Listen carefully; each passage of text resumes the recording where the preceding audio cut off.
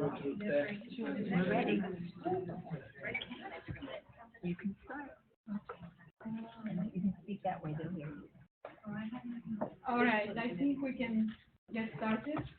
I would like to welcome you to the parents' meeting about the use of technology in our school district and beyond. And Come on this side. on this side, we are also broadcasting the meeting for some people who are logging in online, so I have to be careful where I stand. My name is Asya Paskalev. I'm a parent of two MCPS students, one in 5th grade at Chevy Chase, the other one at 11th grade in Bethesda Chevy Chase High School. And I would like to thank all of you for taking time from your Monday evening, and also to introduce the co-organizers of this meeting and people who have supported the initiative, and to whom I'm greatly, appreciative. These are Ellen, Theodora, and Laura. You have a handout of the agenda. What we would like to do is basically look at where we are in terms of these new developments of the introduction of new technology that started this year. What questions we have, because I don't think we've had really an opportunity to discuss them as a community as parents, and to also think about steps that we may want to take we as parents to address the questions, the concerns that we have, and basically to develop a strategy to take it further, hopefully.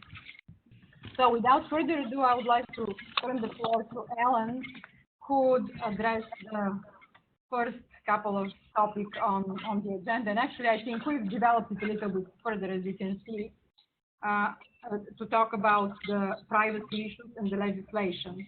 But before that, I think it may be good for us to just take a very quick look at new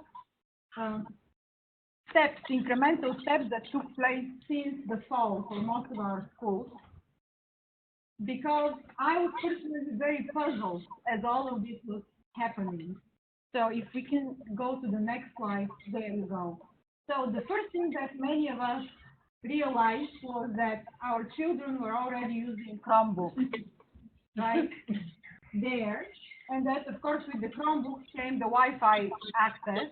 I was not aware that, how strong or how available it was. I know that there was a media room at one point, and then it was turned into something else.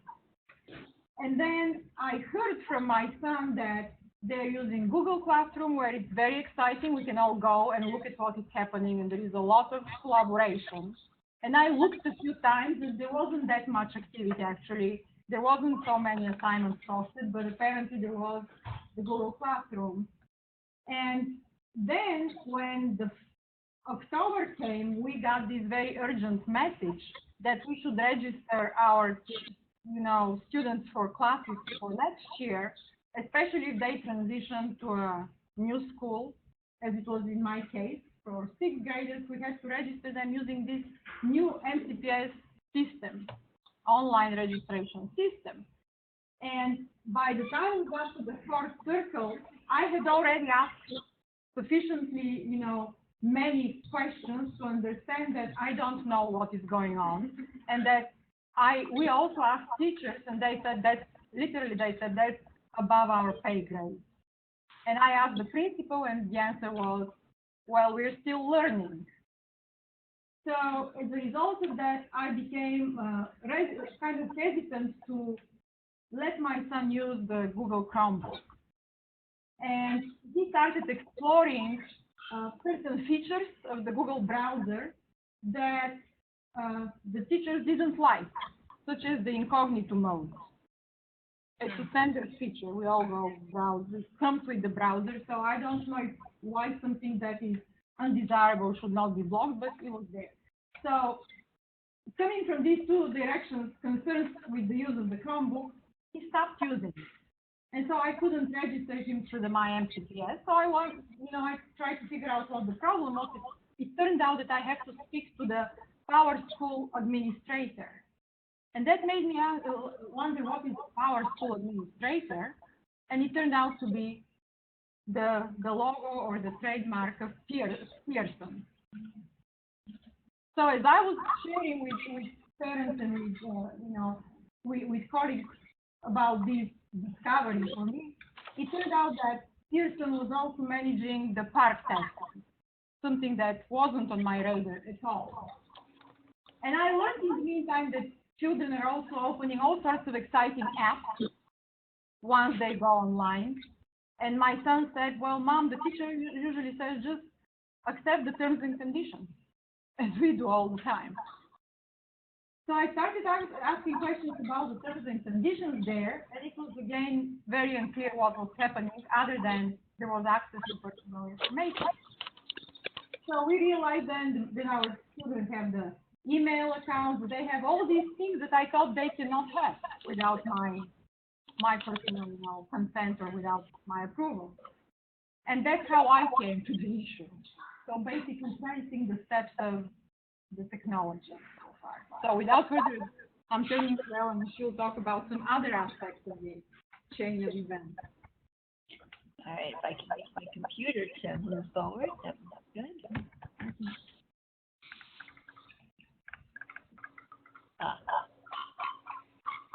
Okay, so I'm an attorney by trade, and I like to keep things really simple for myself. And luckily, I have lots of students over the last 26 years that are much smarter than me. I teach at George Washington University, and I teach sports law. So I'm used to having lots of issues that I have to engage into, but never did I think I'd have to use my skill set at my son's school. That was not the goal. I really wanted to be a parent first and not have to use my legal skills. So just like the issue that we just raised, which is I didn't know my son was getting this Chrome notebook and all these unknowns, the biggest concern that I had and my husband had were privacy issues. And it's very important to note that privacy is then security. And a lot of times people will blend the two when they're talking to you because there is an overlap. But my first part of our conversation, we really talk about privacy and what does that mean. So when our students, our kids log on, they're on a platform that in our school is a Twitter platform, but it could be any company's platform. They use an email address that has a number at MCPS and so forth. Their name is attached, and you will see their name come up with their number. So at first I was told it was an anonymous type number, but that is not the case. Their name comes up with it. Secondly, they can email anyone that has an MCPS. That means high schools can email lower grades and lower grades can email upper grades. There's no containment to that grade, that level of education, and when you've got high school kids being able to email youth, that could create not a great pleasant scenario because their brains have developed at a much further level, we hope. So the two laws that a lot of people are going to throw around is FERPA. And FERPA deals with something that I guess it was written about 4 decades ago. And it does deal with some protection that were for our children. But technology in the last 4 decades has been exponential. It really allows third-party vendors to collect data and information on the behavior of our children. And I'll explain that in a second. COPA was passed a few years ago, and that was to protect privacy issues for our children. But that only applies to non-third parties, so the school district or the state, the county, and so forth. So once the school districts began going to third parties, Google, Pearson, McGraw, cloud-based entities, anyone that you know, an app, anything that's outside of the county or the school, that's a third party. And at this point, we don't have any protection of them collecting information on our children. Okay, so why do they want to get into this business? I mean, Google is not an educator, and and Pearson is, and some of the other companies are. So that data they collect on us as adults, on our behavior, is then used to market to us. And can you imagine if your behavior since third grade was collected until high school? I could tell you, I don't think I could have picked the career I picked because I was not a perfect child. And my attendance, my behavior, my special needs, my special education, and so forth would have been all recorded. What I eat for lunch every day. Am I going to be diabetic? Am I drinking sodas? Everything is being recorded and tracked. So what are they going to do with this data? Well, we paid them to be able to collect the data. So that's one issue. We paid these platforms. Now they're collecting the data and they're able to sell it. They're also able to advertise in the agreement if we allowed it, the county allowed it. At this point, they have turned it off, but they have the opportunity to turn it on. And whenever the child is on a computer, they have access to the website with lots of ads. So it's not like what you think where you are, there are sites being blocked that are specifically created for our students. They are in the World Wide Web just like they are at home, but without you standing by them. And for my third grader, that's troublesome. He doesn't have the front lobe progression and intelligence to understand what and what he should not engage. So that being said, there is a bill in Maryland that has now passed the House for student privacy K through 12, and we are urging all parents to submit support to the Senate, to your senator, to support the student privacy bill that now sits on the Senate side. California has already passed a very strict law. I wish I could say our law replicated that. It's a bit less restrictive. It doesn't have as much encryption and purging requirements of these third parties, but it's a start. And that's the key issue. So we need you to write to your legislature and let them know you're supportive of this bill. All right. There are other states like New Jersey, New York, all over the country that are pushing these bills through. So we are not these parents that are trying to make a big deal out of nothing. I wish I could tell you that our contracts that the county and the state signed had great clauses to protect our children, but they do not. They have the same I agree policy and privacy as you and I click when we hit I agree.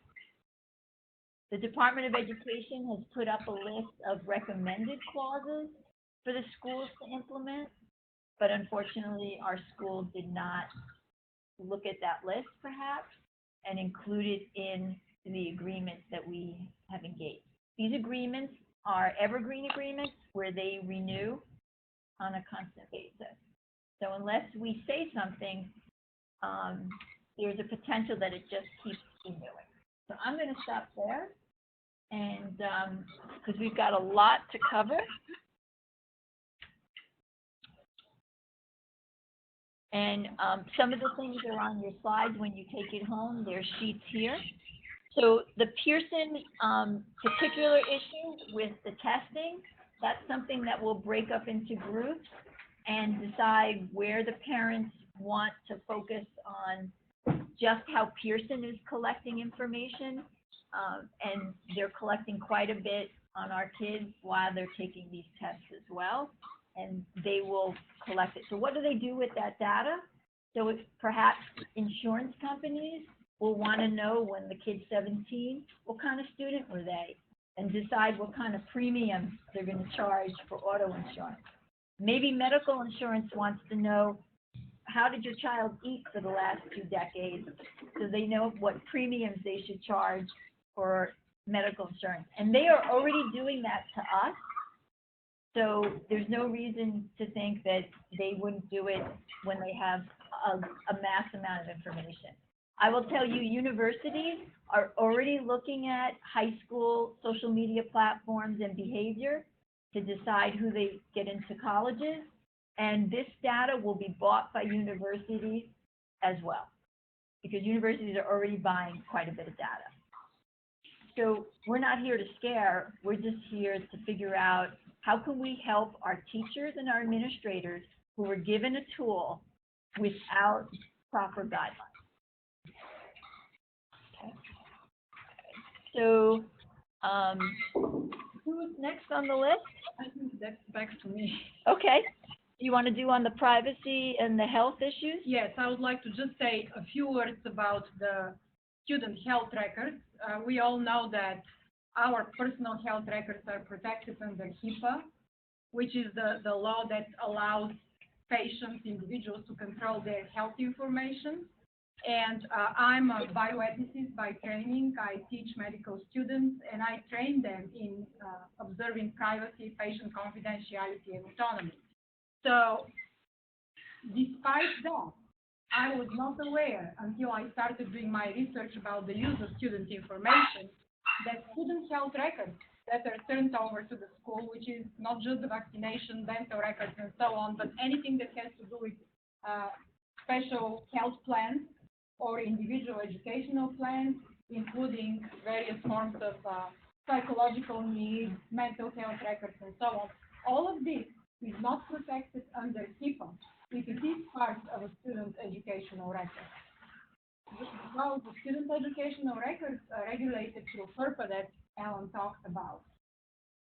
And to the extent that schools do not provide health services, they do not comply with HIPAA, which means that all of the concerns that we raised about student data privacy in general become even more urgent with respect to student health records. And just as an example of that, if you look at the capabilities of the registration system or the student information system that the school is using, it has immunization records, it has health, the entire health history of the child, it has dental records, and all of that now is again in the hands of the same company that administers the PARCC, which for me, too much information concentrated within one single source and company is a problem in and of itself. Are all student records in Montgomery County in that system? Like, I didn't even know that my kids' records were in. This is now, there is one online platform that not only handles all the student records. If you look at the pictures, unfortunately our projector is a little too weak, but you can take a look and see that they also, this is the, if we can go 2 slides earlier, you can see this is coming from MCPS, maybe that the one? previous, no, go further. There you go. This comes from MCPS, which advertises the convenience of the system that not only collects the student records, but also the teacher's records, their retirement benefits, and so on and so forth. So everybody logs into the same system, and they say, principals and teachers will be able to go to see students' profile reports. School secretaries can see student demographics and schedule information. Staff can verify district boundaries and so on. So yes, it is there. I have a question online that asked about the dental records. How would the school have the dental records? If you provide them, and If you maybe, and provide I think in some districts it may be required. Like when they're in high school and they have to have a physical to enter sports, or if they have a concussion, all of that would be recorded. Yeah. So the question was, if your child's in sports and they have a physical, would that be in the data system? And the answer was yes.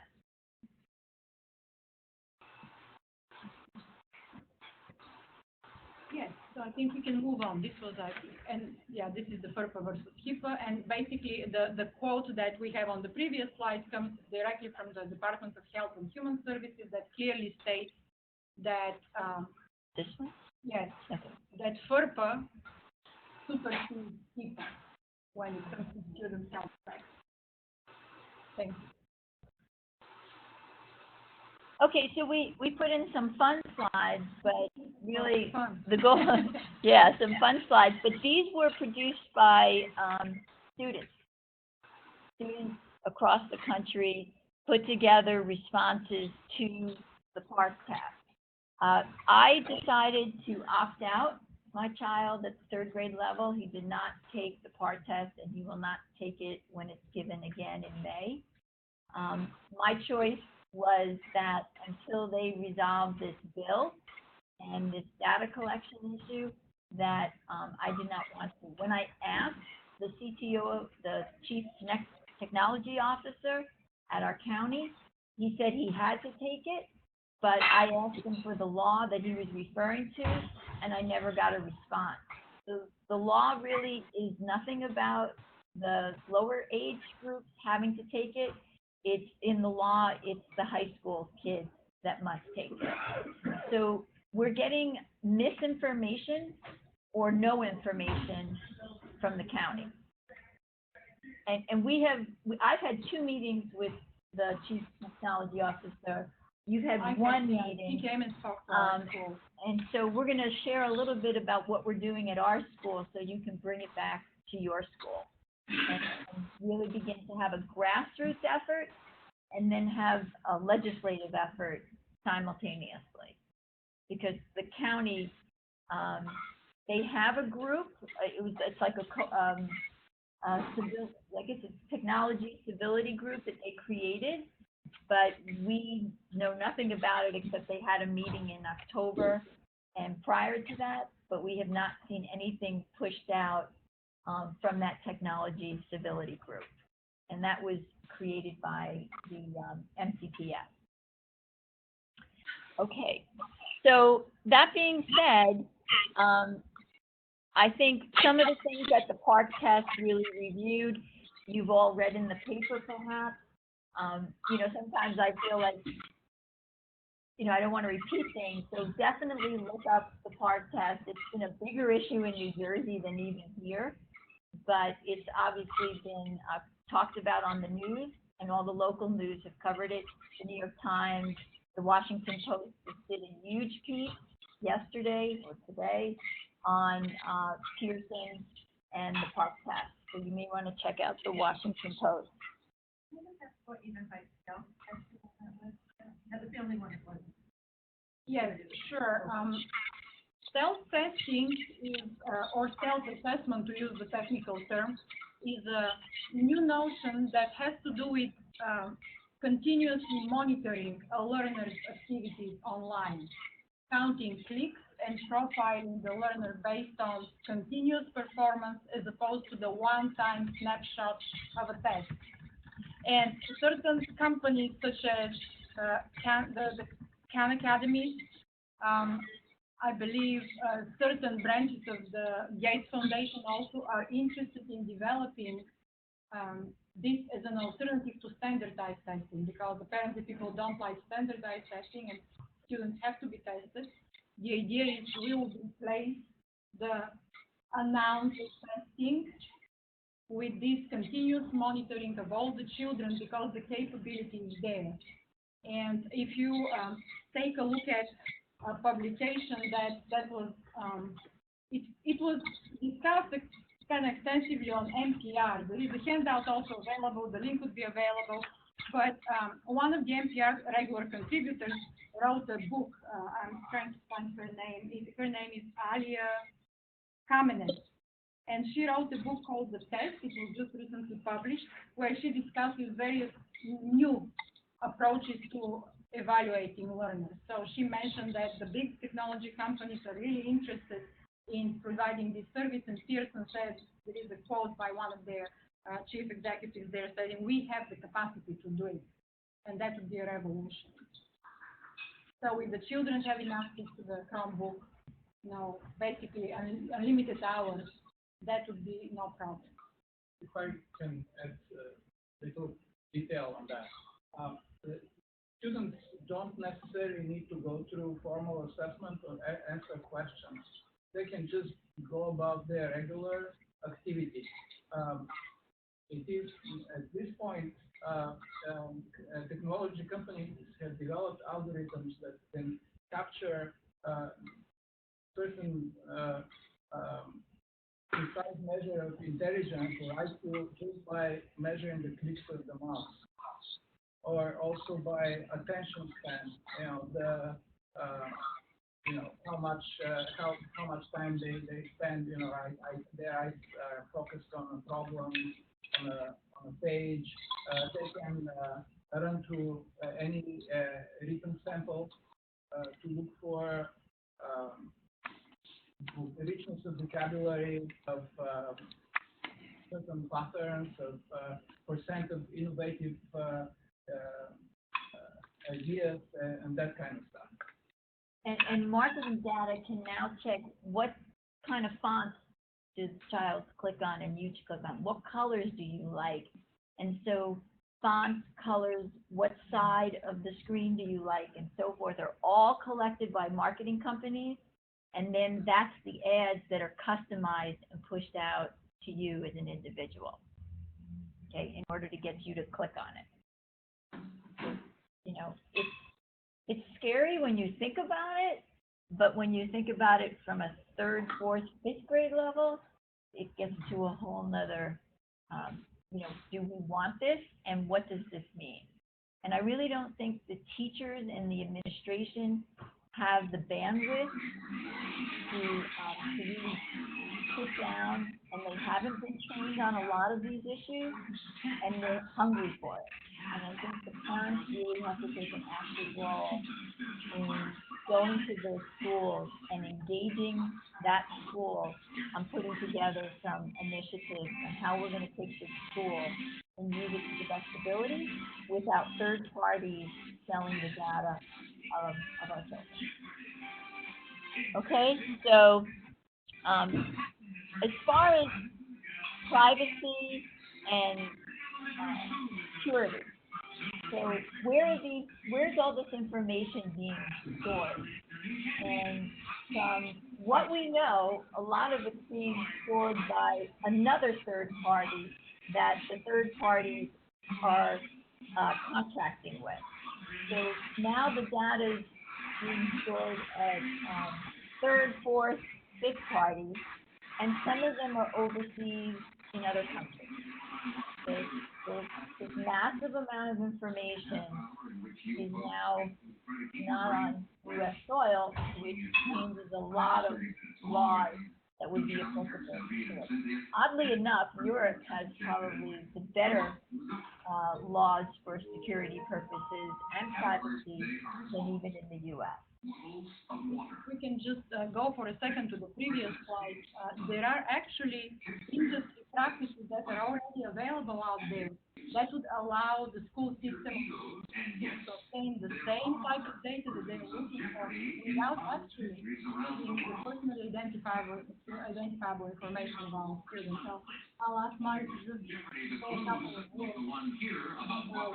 this particular example because he's familiar with this process. They do this and they use it. One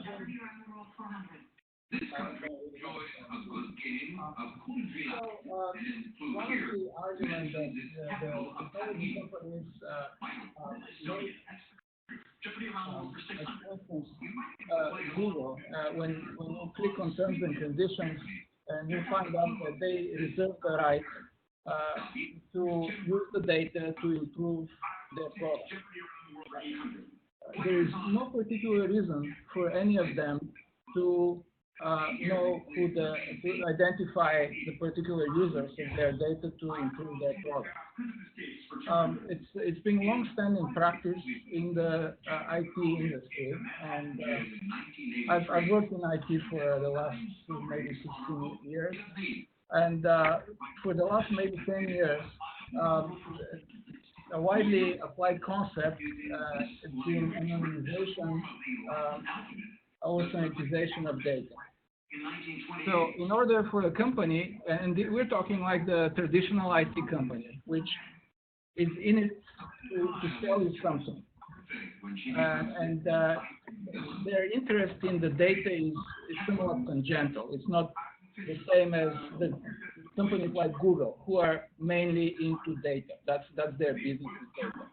But let's take State Farm. They're in the business of selling you insurance and maintaining your good terms with you and making money by the fact that you need to insure your car. They don't want to risk any snafus or public relation disasters by allowing your data to fall into their own hands.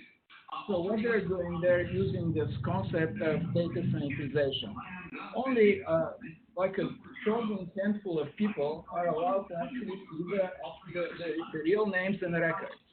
It's very easy to select several main identifiers, usually around 8 of them, which are first name, last name, social security number, street address, and date of birth.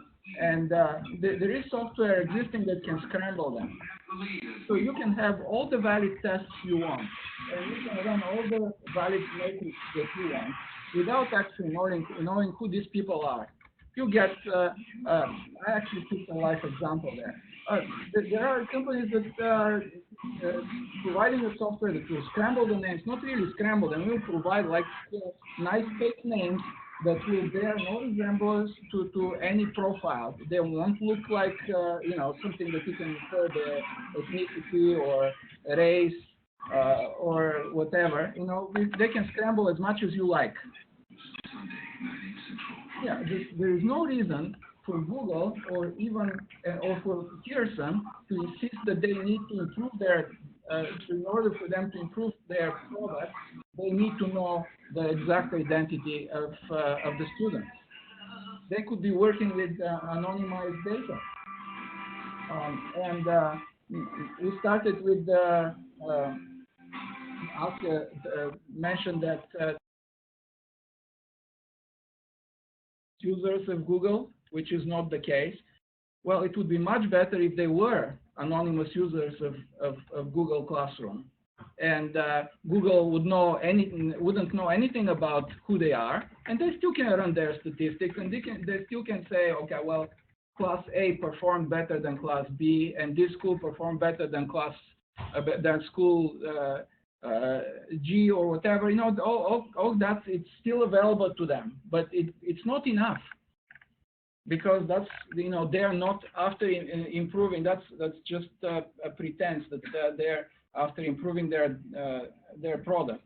They want the individual identifiable data. They want to capture this child, to attach some performance score to them, and use it in the future, sell it, whatever.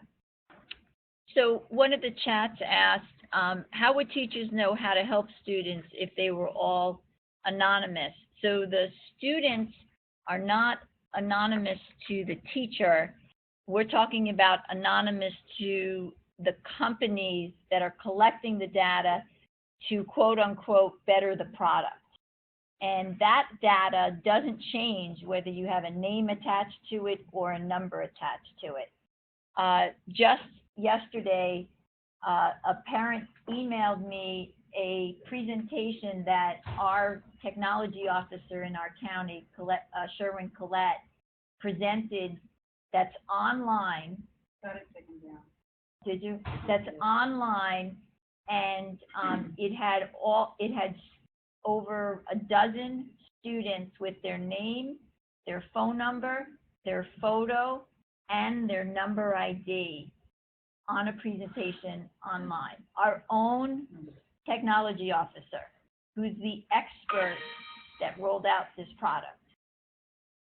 If that doesn't send some of us thinking, I don't know what else will, because that was devastating to me. At many companies, that will be a terminable offense. Yes. So we're looking at, Thea, you ready to go? Okay. So we've got 5 more minutes of a presentation, and then we're hoping to really give some action items that we can do as a group, and then go back to our respected schools. So Thea, are you ready or not? Yes, I can do the slide, she's gonna talk, Okay. just to show me what to click. Okay, you just, To go to the next slide, how do I do it? you click right there. You see that button? Well, how do you go back? Okay, Okay. got it.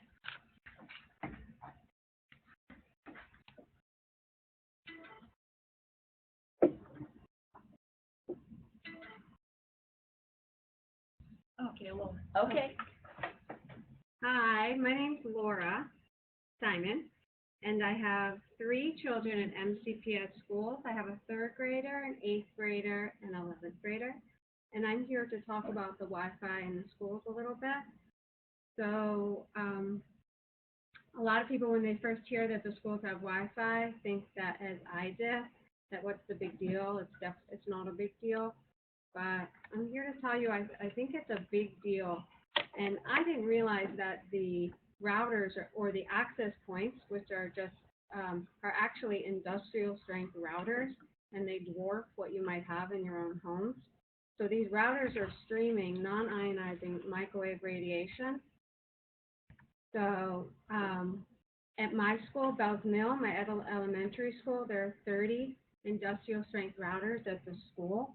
Over the summer, without anyone, most of the parents not knowing, because we all didn't know about the new technology plan, throughout all the schools. So this wasn't just my school, throughout every school and at MCPS over the summer, they took out the dinky little routers and they basically blanketed the school with these industrial strength routers.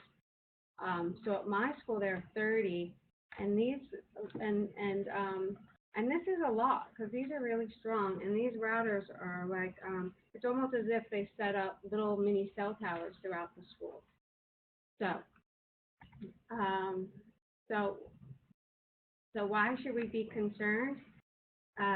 We now know that non-ionizing radiation can actually cause a lot of harm. It's just a fraction of what the FCC says is safe.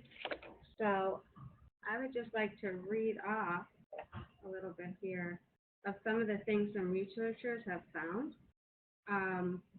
Cognitive learning issues, brain fog, lethargy, headaches, heart palpitations, cell destruction, inflammation, cell inflammation, brain barrier disruption. The blood-brain barrier is what actually protects us from disease, and also from it keeps mercury and other types of toxins from penetrating the brain. So the brain can't protect itself without the blood-brain barrier. So that's really a big deal. Disease, cancer. So just to give you an example, in one of the classrooms at Bells Mill, and this is an MCPS measurement, by the way, this is not my measurement, this is the county. They measured 43,000 microwatts per meter squared in one of the classrooms. And just to give you some perspective, and I actually have a handout on this, I'm just going to list out one. One researcher found at just 100 microwatts per meter squared. So Bells Mill found 43,000 in a classroom. At just 100, the research found a significant increase in breast cancer and brain tumors.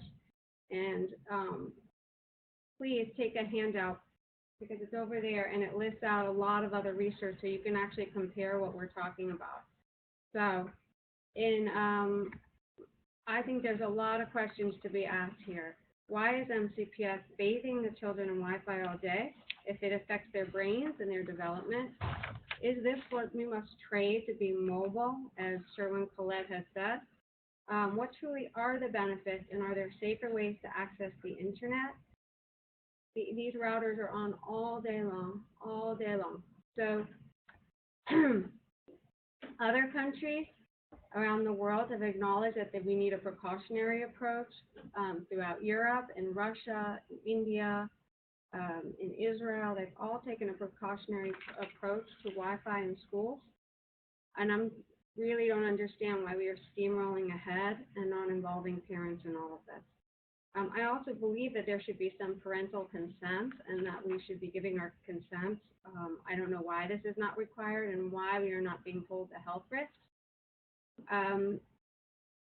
Actually, in Oregon, what's really interesting, in Oregon, there was just a House bill that was introduced where parents will have informed consent, and they would also be told the possible risks. So that's in Oregon. A bill has just been put out on the table, which is really awesome, because I believe parents have a right to know what the risks are, since our kids are bathing in this all day. And I just want to leave you with a quote, and I'm actually going to read it off here.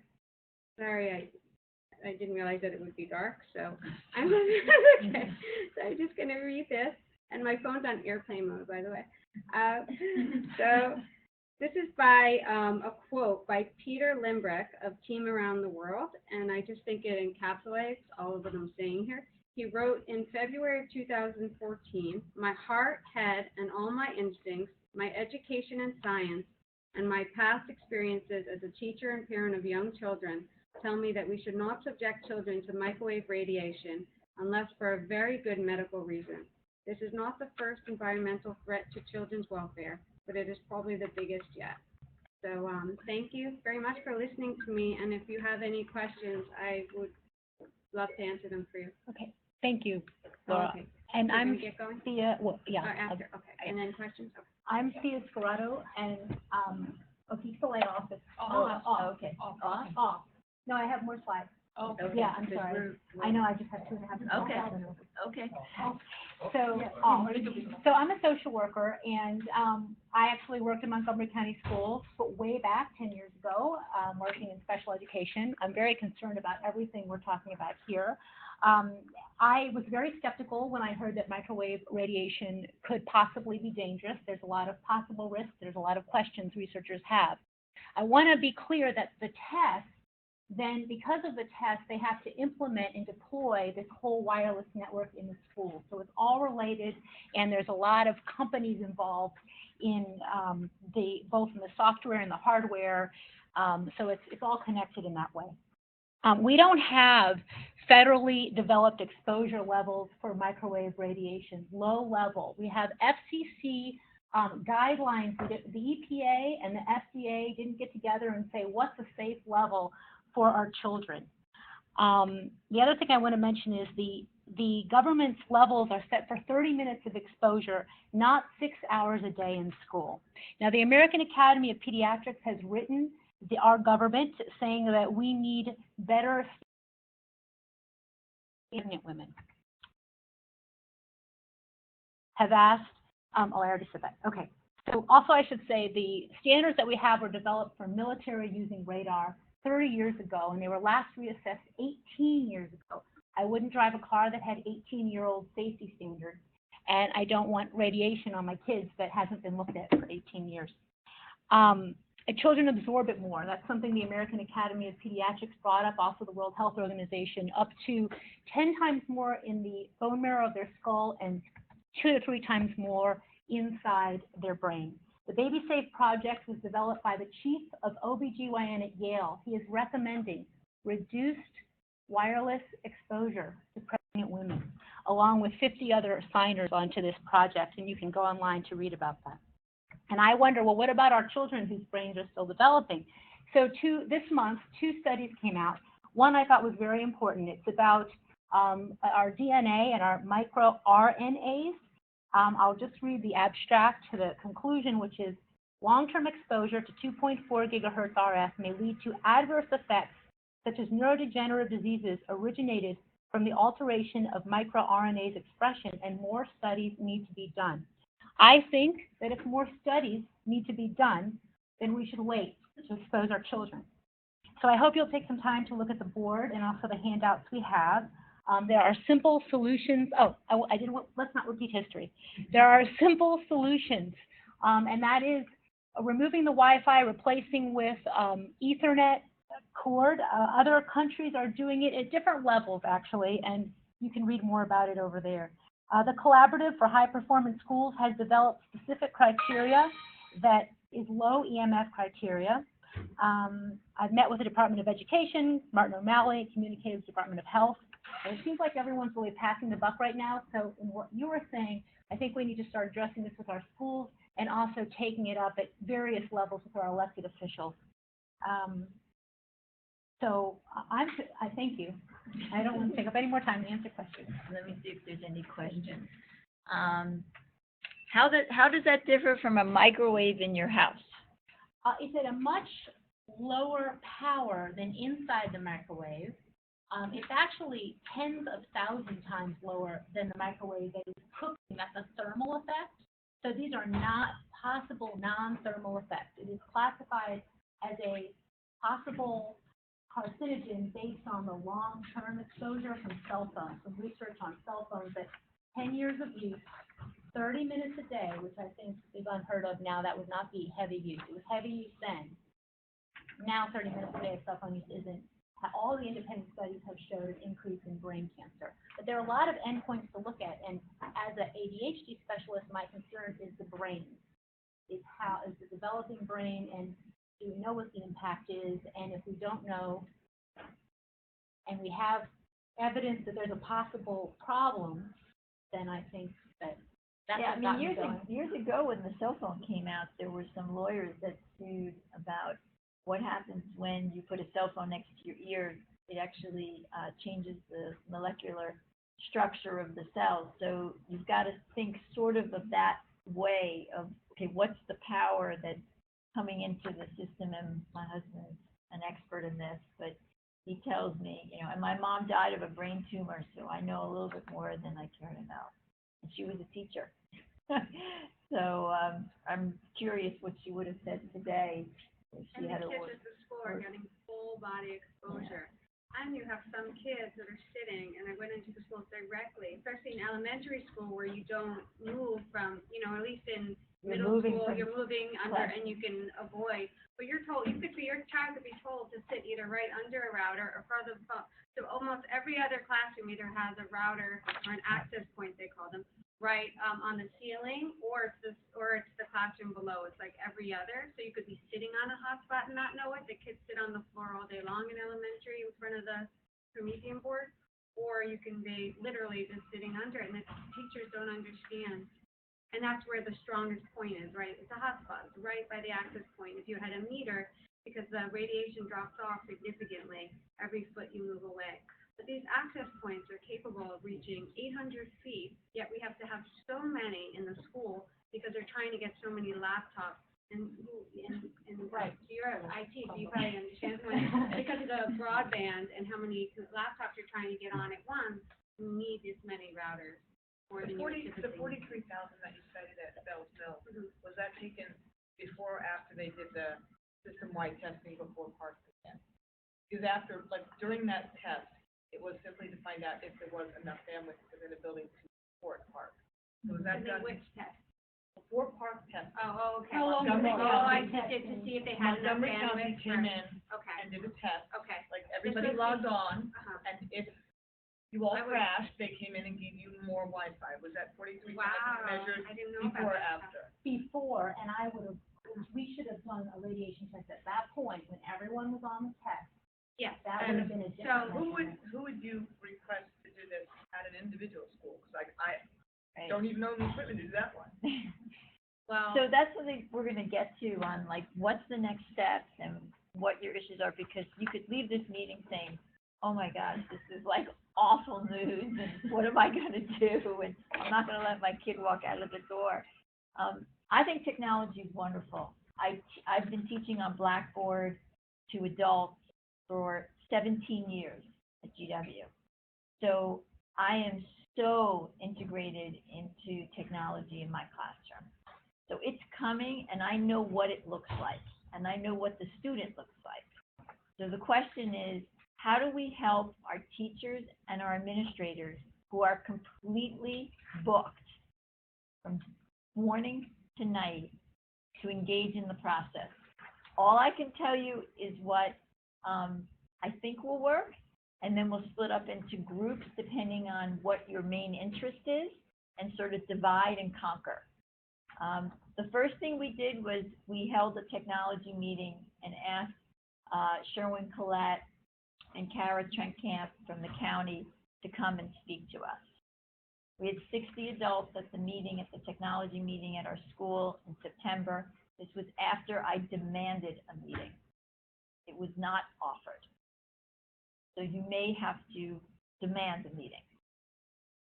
After they came and we had no questions answered, we were promised things and nothing was delivered, I wrote to STAR 4 times, never got a response. So finally went to our principal, who we are very lucky, and she said, let's create a parent group, let's create a teacher volunteer group on technology, and let's get the students involved to create a code of conduct for themselves in writing a code on how they should behave online, because our county didn't provide that, and maybe it should come from them, and then a code on how the teachers should conduct themselves, what apps should they be looking at, and what's the process inventing an app before they click I agree with my student, my child's name on that I agree button, which they did. So I had to go into the school and ask them to remove my son's name from accounts that they created on different apps in the art class and the like,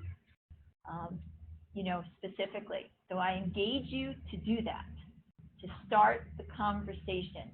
I do not think the art teacher knew that this website was collecting information on my child in their name. So I don't think it's an intentional issue. It's just lack of knowledge. That's it. And this doesn't take brain surgery sort of to catch up on it. Once you are aware of the issue and you begin to read, you'll be caught up. And we're here to help each other. I can only tell you that we have another meeting scheduled with the teachers group in my school, and this summer we will begin to develop guidelines and codes and how we're going to move forward on when teachers want to create an app and engage with the child. Okay, that's at the grassroots level. At the legislative level, we need you to write to your senator and encourage them to support the student privacy bill. The hearing April, if you can go. If you can't, write. Absolutely. I know Senator Raskin is in our town in Tacoma Park. He's supportive of it. So if you know him, write. And if we can get the kids in each school to also write, it would be a great civics lesson to say, this is how a bill is structured, and this is how you get it passed. Actually, the best way to, if you really want the bill to pass that is, you have to go online and take a look at everyone who's on the Senate Education Committee. Because the bill passed in the House, it was a pretty clean bill. But the Senate, there's a fight, there's some companies that are trying to water down the bill terribly. And so you really need to take a look at who's on the Senate Education Committee and reach out to every one of them and say, look, this bill needs to be passed as is, no amendments, because any potential amendments terribly weaken the bill. So if that interests anyone, please do it, because that will only help your kids and better protect your family's personal privacy.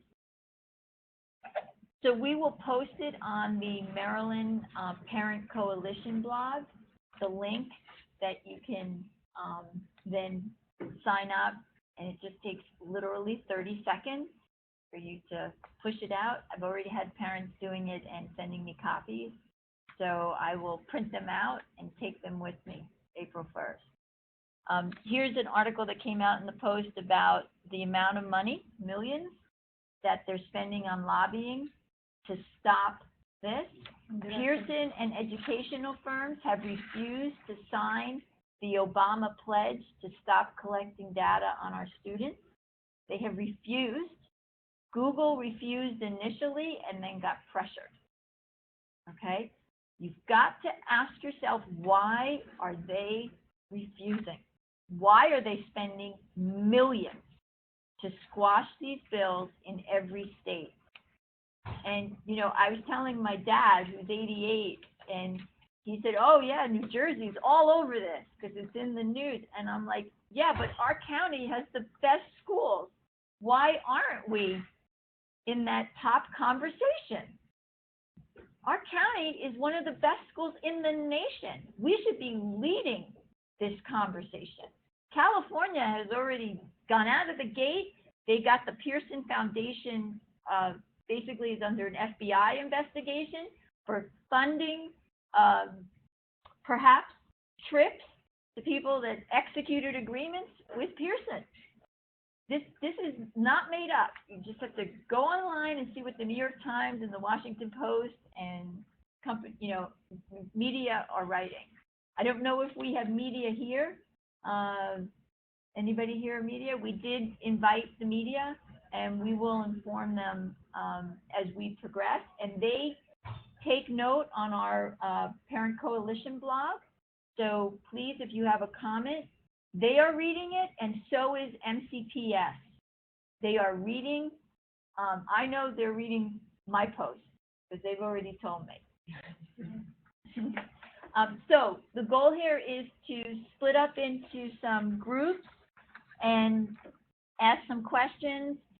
We've got several groups I sort of put together, which would be, what can we do from the legislative side? What do you want to do at the grassroots level? And the county level would be perhaps investigating this civility, cyber civility task force, and why is it dormant, and maybe we can get it activated again, perhaps. And then, should we meet again? Should it be in person? Should we come to your town and do a PTA meeting? I'll come. I'll be happy to present. I don't have to stay in Tacoma Park, although we're crazy activists in Tacoma Park. And I say that with, tongue in cheek. Sometimes it's just a good thing. I always end the story with, my mom was PTA president for years. And she came home one day and she told us, the three kids, she said, I got chocolate milk out of the school system. It's driving the kids crazy. They're all hyper. And we were like, you did what? And she was just 50 years ahead of her time. I mean, this was 1968 she did this. And when we went back to school the next day, we got lots of bad looks from all our friends. But 50 years later, she would be considered the norm for taking chocolate milk out of the school system. So I hope my kid, can say the same thing. So thank you for coming, and stay, ask questions. We'll split up into groups, and let's make something happen. Yes? I have a question in terms of putting it into context. How does the radiation from the Wi-Fi routers compare to the radiation exposure from the cell phone? Okay, it's the same type of radiation that you're frequency radiation. Speak this way. It's the same type, same class of radiation, very close in frequency to different types. Your phone probably has several antennas. In terms of the intensity, the power is much higher when the phone is right near your head, of course. And every millisecond brings it further away. It actually drops exponentially off. However, the routers they have in the school are very different than the routers we have even in our homes. Actually, we don't have a Wi-Fi router in my home, but when I did, these are just a higher power. Now I have a meter, and if you want after, I can show you the radiation from your phone, how it gets more and less, and I can also show you what the ambient radiation is in this library. But isn't the phone like 100 times? Much higher, but what we know is we don't. Wi-Fi? Well, it's a much higher power, but the question that a lot of scientists are asking is, we don't know what the threshold is. We've never developed a safe level, and what would a lifetime of exposure mean, and what does it mean when the brain is developing and you have a developing system, immune system as well? So these are all questions that are posed, and some scientists are actually saying that getting hung up on the power is not really looking at what's going on with the cell, that you don't need that high of a power, because I'm talking about 100 times higher. When you get the cell phone to your head, there's really big difference. And so, if I can add something into the Sure. group Yeah. before people leave, and then he could stay in that group, and we can say, so in the front here, I would say that we're gonna work with the schools at the grassroots level. Back here, perhaps the county level and the cyber civility task force, and then the legislative level. Sit over here, Brad. Before you leave. The safety issues? Yeah, so Sheldon. then the safety issues with Thea. And then we can answer your questions individually. And for the people online, we will keep you up to date. And one person did write in and wanted to say, Jerry Wiest and his wife were recipients of a Pearson 2-week trip to Australia 2 weeks after they signed with Pearson after there was a no bid for Pearson to sign on. So we seem to have missed out on a trip somewhere. So, but I'm going to sign off with the group online, and we will update you and have a sign-up sheet for different groups. And we thank you very much for joining us. Thank you.